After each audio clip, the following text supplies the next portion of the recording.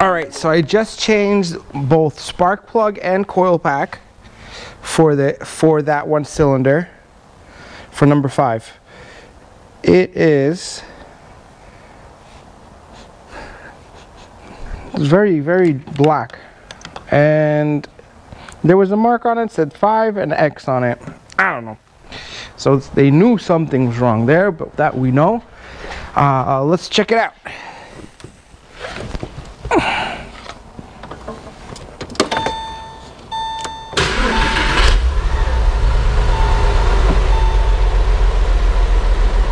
Now it's still running rough. The check engine light did turn on now. That's a good thing. So I'll be able to scan it. It's gonna help me diagnose it. All right, so I got the scanner open. We did get a misfire code for cylinder number 5, and right now we're logging and looking at cylinder number 5 misfire counter. So we're up to 10 here. You can see the graph starting going up, while the other ones are, you know, steady at 0. 0, 0. So this is number 1, 6, 2, 4, 3, and then you could see the misfire number 5, sorry. So I think the next step is to get into the spark injectors, but I do want to do a quick comparison with let's say cylinder number 6 and cylinder number 5 of a compression test, because you never know, you know, with the other, if the other shop they actually did it or not. I just want to compare the two, make sure they're still in spec with one another, they're close, and after that then we'll go to do the fuel injector. All right, so now I'm ready to do the little test we're gonna do, right? So I put my compression tester on cylinder number 5, and we'll see if it goes up. And I don't know how accurate this guy is, but it's more so when you compare it to the next one. So it should be close to it. So let's see where it lands, and I'm gonna go to its neighbor. So it's actually a lot easier with no door. It's really convenient with no door. So we're gonna sit here. We don't need to run the engine. We just need to. Normally, all spark plugs are off, and the coil pack, all the coil packs are disconnected, so it doesn't get higher RPMs and all that. So we're just gonna start it for a split second, so we will hear one of the spark plugs is missing on number 6. We'll hear that exhaust coming out, but we're just gonna crank it literally for like it starts, and we shut it off.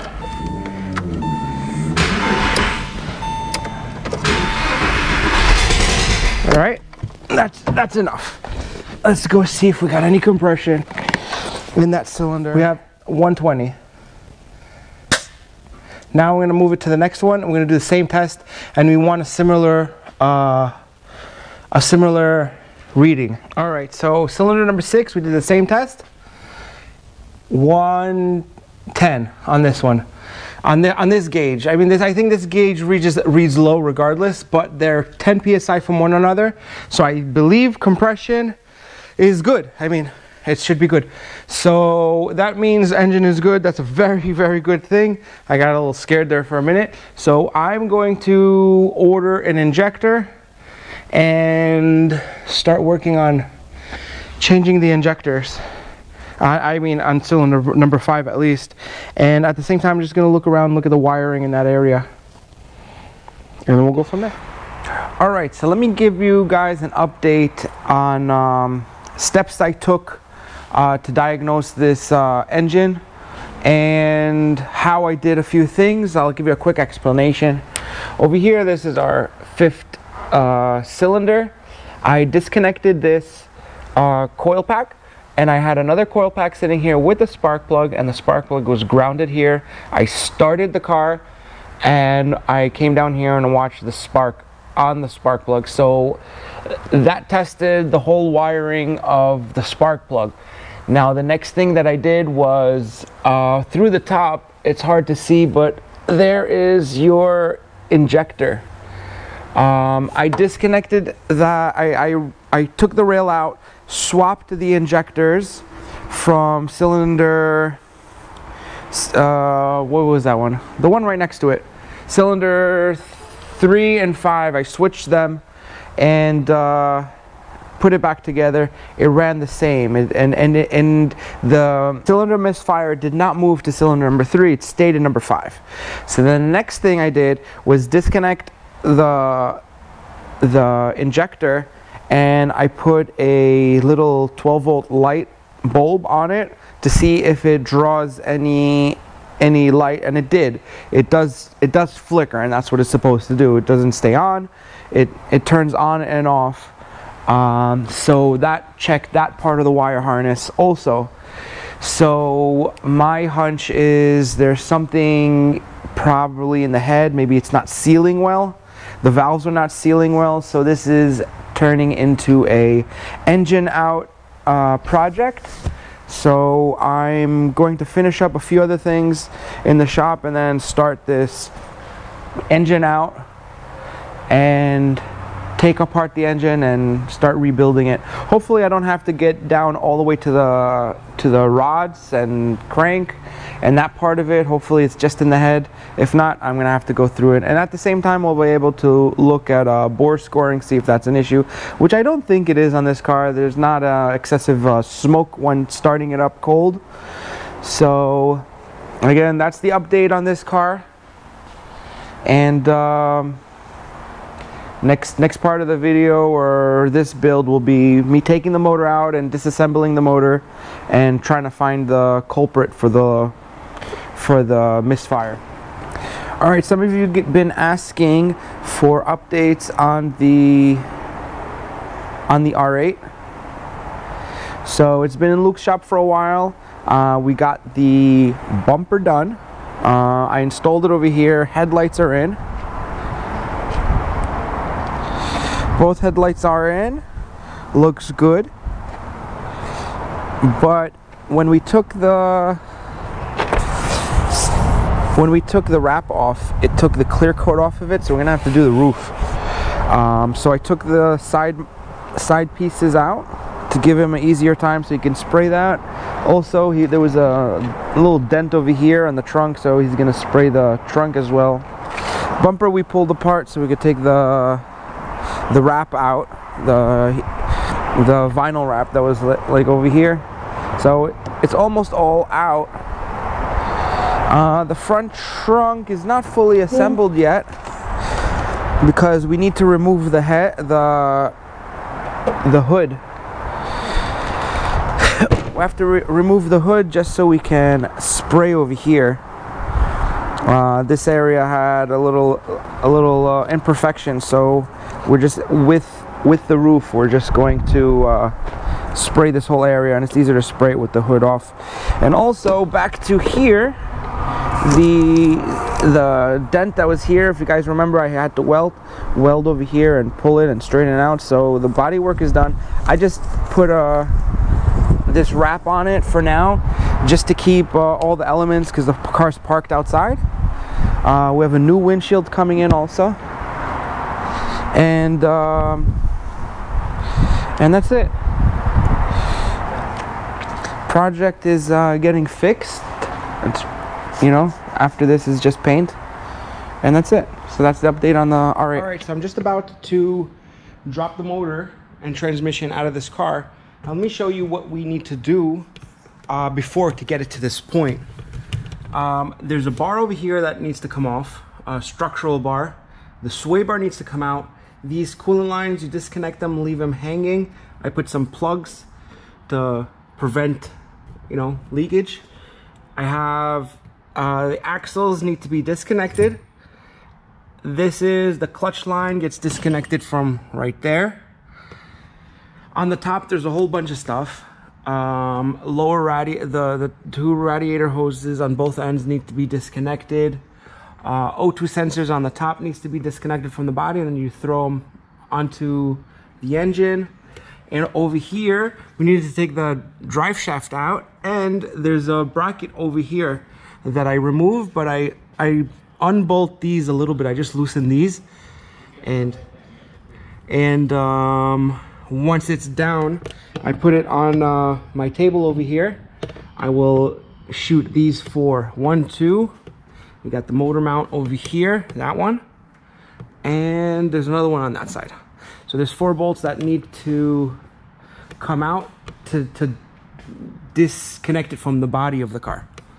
So I'm about to do that real quick. That's the gist of it.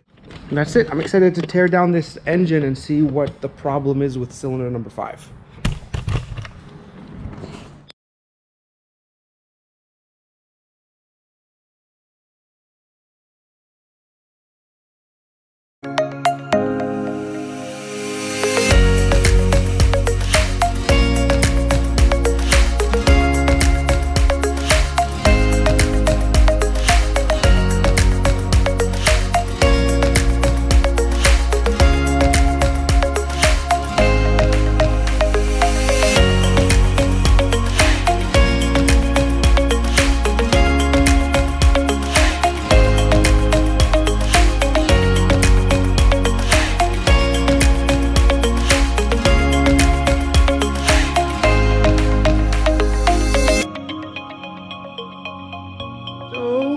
I pulled the engine out, separate the transmission. I want to show you guys something real quick.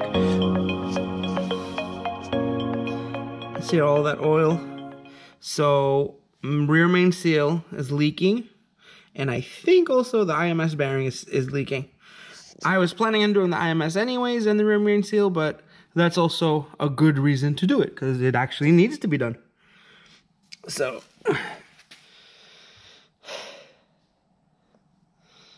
I just got to put it on the engine stand, and I'm done for today. It's so massive like this.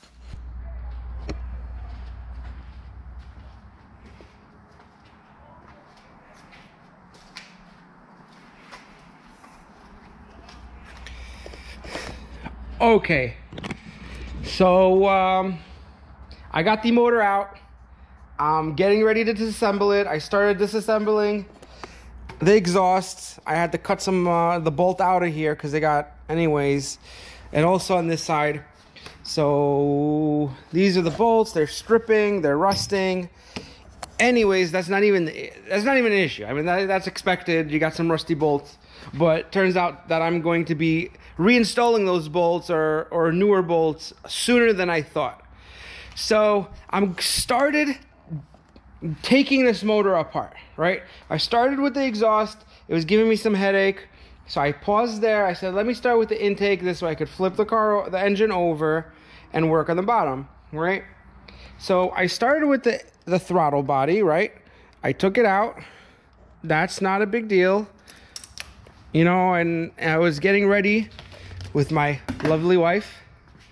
So she was gonna mark the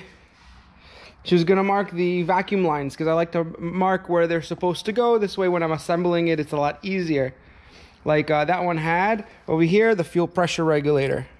So I told her quickly after, actually you don't need to mark it because we're gonna be putting it back together a lot sooner than we think. All right.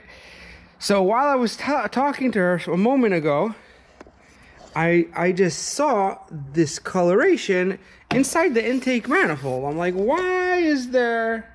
I didn't understand. Like, it caught me off guard. And this is the first time I'm going to remove it. And if you notice over here, you got a port in there. That's the port for cylinder number 2. Or anyways, whatever. The first one on this side. Somebody shoved a towel in there. You see that?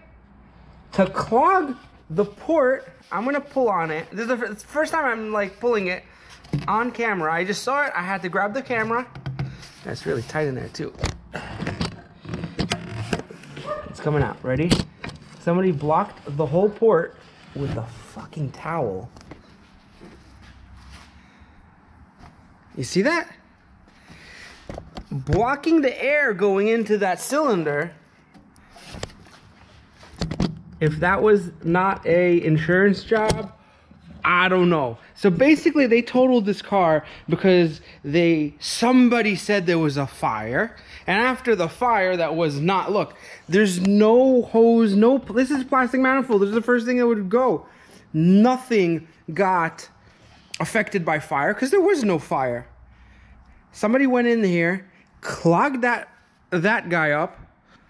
I don't know who. Hey, we got a new rag at the shop too, right? So here, I'll add this to my rags. So basically I don't have to take this whole thing apart. I'm gonna buy a new IMS bearing, a rear main seal. There's a few hardware that broke that I'm gonna need to change on the exhaust, and I'm gonna put it back in the car. That was the quickest engine build I've ever needed to do. You know, it kind of sucks. I took the whole engine to figure this out. But I was asking some colleagues, I'm like trying to figure it out. The sound the car makes running, it was just weird.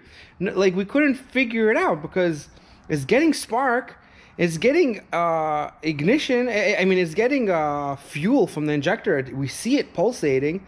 I did a compression test. It was holding pressure and getting, you know, so... Wow, I guess we got lucky on this one, but more so, people suck. Anyways,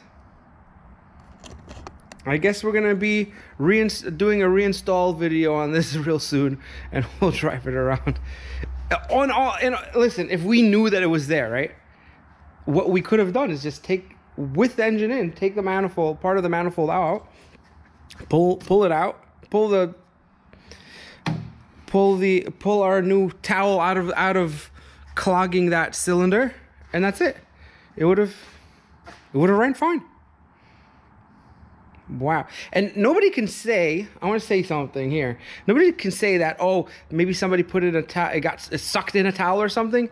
There's no way this towel is fitting through this port and only covering and only shoving down one. Like this was on purpose. It wasn't, there's no way this was a mistake or anything. Anyways, till later, I'll see you soon.